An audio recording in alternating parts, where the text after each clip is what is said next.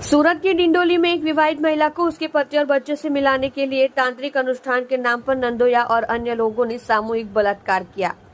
गुजरात विधानसभा में अंधविश्वास विरोधी बिल पास हो रहा था। उधर सूरत में तांत्रिक क्रिया के नाम पर एक महिला से सामूहिक दुष्कर्म किया गया। हाल ही में पारित विधेयक में तांत्रिक विद्या पर सख्त कार्यवाही का प्रावधान किया गया है। फिर पहली घटना सूरत में घटी, जिसमें नंदोया सहित को पकड़ लिया गया है। गैंगरेप।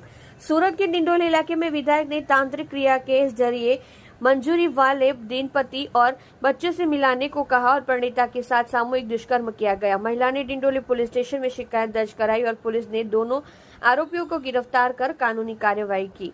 नंदोया को तेजी से गिरफ्तार कर लिया गया। तांत्रिक की क्रिया के नाम पर उसके साथ सामूहिक दुष्कर्म करने वाले नंदोई समेत 2 के खिलाफ रिपोर्ट दर्ज की गई है।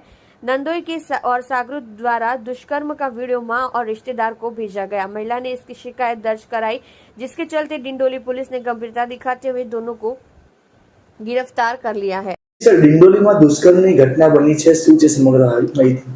ડિંડોલી પોલીસ સ્ટેશનમાં એક પીડિતાએ ફરિયાદ આપેલી છે કે પોતાના કુટુંબના એક જેને નરદોઈ થાય એ વ્યક્તિ છે એને પોતાના જે એનું ડાયવોર્સી જીવન છે એમાંથી એને બહાર લાવવા માટે કોઈ સાધુ સંતનો સંપર્ક કરાવી અને એને જે એનું જે લગ્ન છે એ ફરીવાર પાટે ચડી જાય એવી એને બાહેંધરી આપી, એને ફોસલાવી અને એની સાથે સંબંધો કેળવીને પછી એના ઘરે એમને રાત્રિ રોકાણ કરેલું અને રાત્રિ રોકાણ દરમિયાન પીડિતા સાથે જબરદસ્તી કરી અને એની સાથે રેપ કરેલો એ મુજબની ફરિયાદ આપતા પોલીસે તપાસ હાથ ધરી અને આ સંબંધે 2 આરોપી જે છે મોહિત પાટીલ અને પ્રવીણ સૂર્યવંશી બંનેને અટક કરવામાં આવેલા છે અને હાલ પોલીસ તપાસ કરી રહી છે. સર, કેટલા ટાઈમથી તાંત્રિક વિદ્યા કરતા હતા?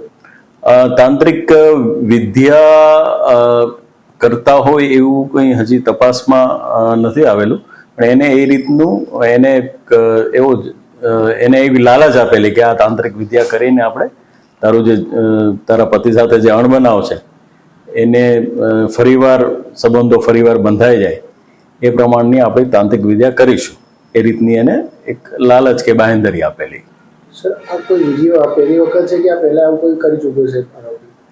આરોપી આ રીતના રેપના કોઈ બનાવમાં સંડોવાયેલો એવું નથી, પણ એના અન્ય ગુનાહિત ઇતિહાસ જે છે એ પોલીસ તપાસી રહી છે.